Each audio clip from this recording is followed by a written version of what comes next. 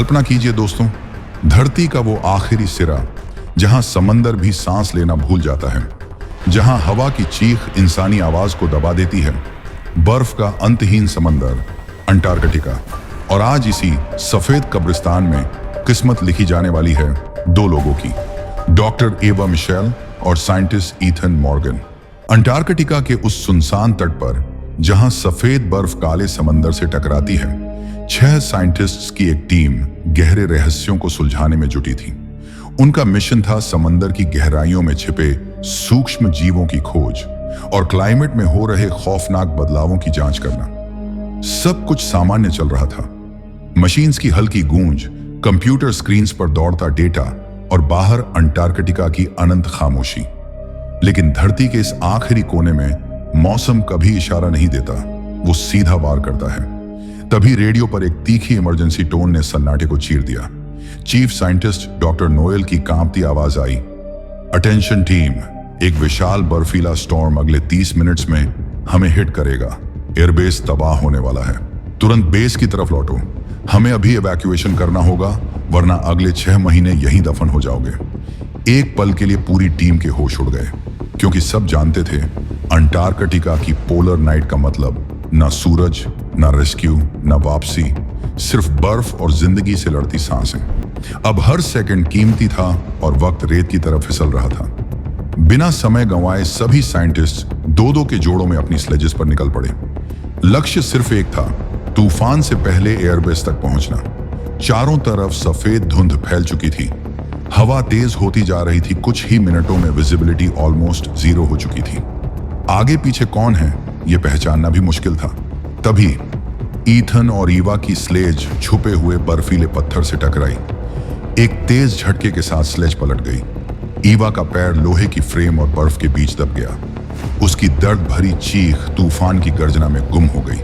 लेकिन ईथन नहीं घबराया। वो पूरी ताकत से लोहे को खींचकर ईवा को बाहर निकालने लगा। उधर स्टॉर्म की 0 विजिबिलिटी में बाकी टीम पीछे मुड़कर देख न सकी। उन्हें लगा ईथन और ईवा उनके पीछे ही आ रहे हैं और वो आगे बढ़ते गए एयरबेस की तरफ। किसी तरह बाकी 4 साइंटिस्ट तूफान से जूझते हुए एयरबेस तक पहुंच गए। प्लेन रेडी था, इंजन्स गरज रहे थे, लेकिन ईथन और एवा नहीं थे। कमांड रूम में हर किसी की सांसें थमी हुई थीं। तभी चीफ साइंटिस्ट ने भारी आवाज में कहा, अगर हम वापस गए तो तूफान हमें भी फंसा देगा। बेस पर 70 लोगों के लिए सिर्फ कुछ हफ्तों की सप्लाई है, 6 महीने की नहीं। कमरे में मौत जैसी खामोशी छा गई। कुछ सेकंड बाद डॉक्टर नोलन आगे बढ़े। उन्होंने कहा, हम 10 मिनट इंतजार करेंगे। अगर वो आ गए सब साथ जाएंगे, अगर नहीं आए हमें उन्हें यहीं छोड़ना होगा। बेस पर 2 लोगों के लिए सप्लाई है। हर किसी की नजर घड़ी पर थी। तूफान और उग्र हो गया। फिर 10 नहीं पूरे 15 मिनट बीत गए। अंततः निराश आंखों के साथ चीफ ने धीरे से कहा, टेक ऑफ। प्लेन बर्फीले रनवे से उठा, आसमान में गायब हो गया और अंटार्कटिका ने 2 जिंदगियां अपने पास रख लीं।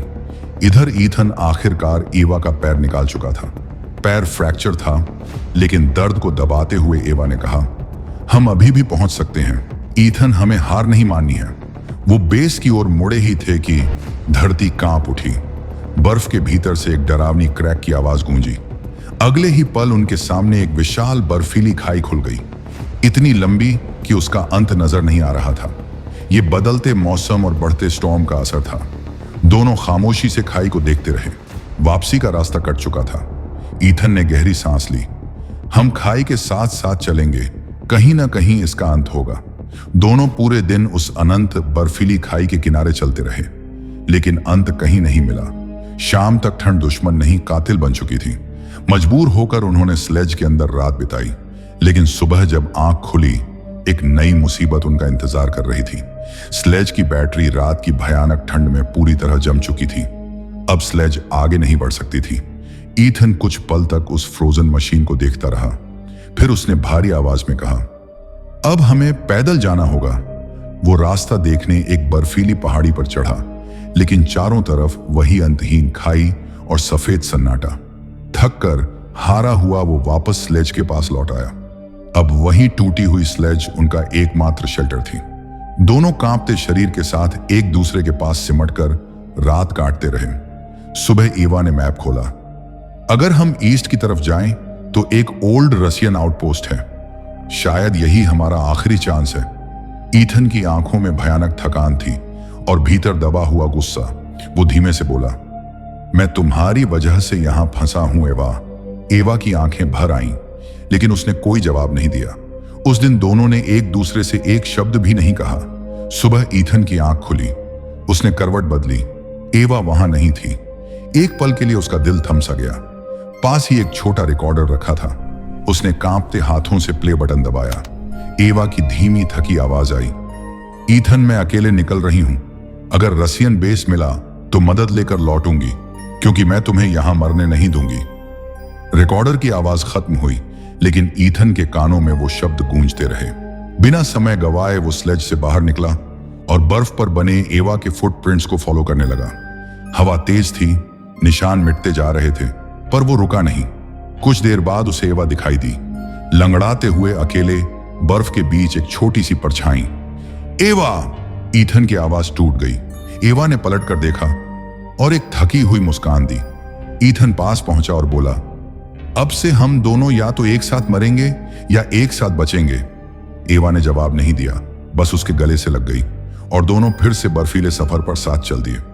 शाम तक वे मैप में चिन्हित जगह पर पहुंच गए, पर सामने था एक टूटा हुआ पुराना सोवियत बेस, जंग लगी दीवारें, टूटे दरवाजे और मौत जैसी खामोशी। उम्मीद एक ही पल में डर में बदल गई।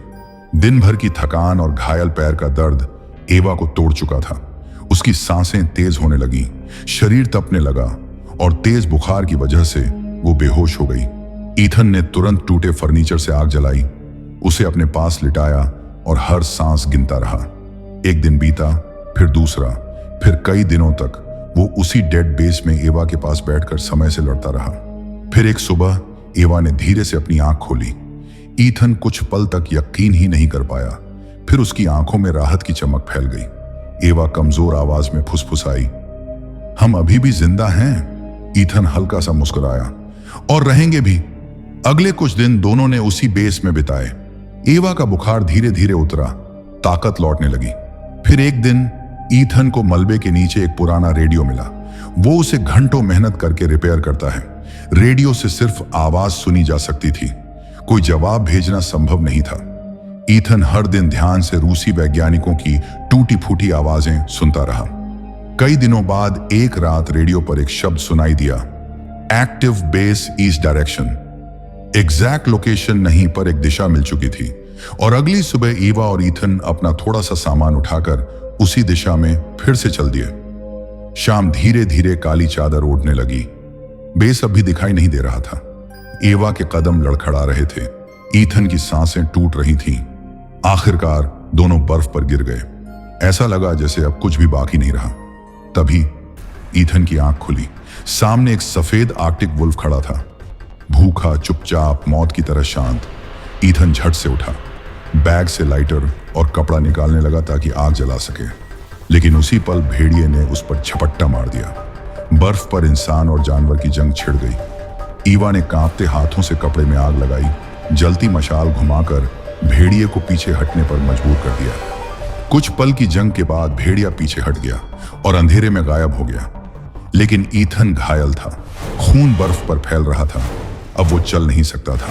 रात और ठंड फिर से उन पर भारी पड़ने लगी। तभी एवा की आंखों में दूर एक हल्की पीली रोशनी चमकी। बेस! उसके होंठों से बस इतना निकला। ईथन बेहोश हो गया। अपनी आखिरी ताकत से एवा उस रोशनी की ओर बढ़ी और रसियन बेस के गेट पर पहुंचकर गिर पड़ी। इधर खतरा अभी खत्म नहीं हुआ था। वो भेड़िया लौटकर अपने झुंड को ले आया था। कई भेड़िए बर्फ पर पड़े ईथन की ओर बढ़ रहे थे। उनकी आंखों में भूख की चमक थी, बस कुछ कदम दूर।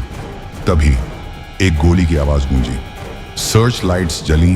रूसी वैज्ञानिक ईथन की तरफ दौड़े। गोलियों की आवाज सुनते ही भेड़िए भाग खड़े हुए। ईथन की जान आखिरकार बच गई। कुछ देर बाद ईथन ने आंख खोली। वो रसियन मेडिकल रूम में था। उसके जख्मों पर पट्टियां थीं। बगल के कमरे में एवा लेटी हुई थी। वो लड़खड़ाते कदमों से उसके पास पहुंचा और उसे कसकर गले लगा लिया। एवा धीमे से मुस्कुराई, हम बच गए। ईथन की आंखें नम हो गईं। दोस्तों, कभी कभी प्यार फूलों में नहीं, बर्फ के रेगिस्तान में जन्म लेता है। अगर आप ऐसी ही कहानियां देखना पसंद करते हैं तो कॉस्मोस टेल्स को जरूर सब्सक्राइब करें और वीडियो को लाइक करके फ्रेंड्स एंड फैमिली को शेयर करें।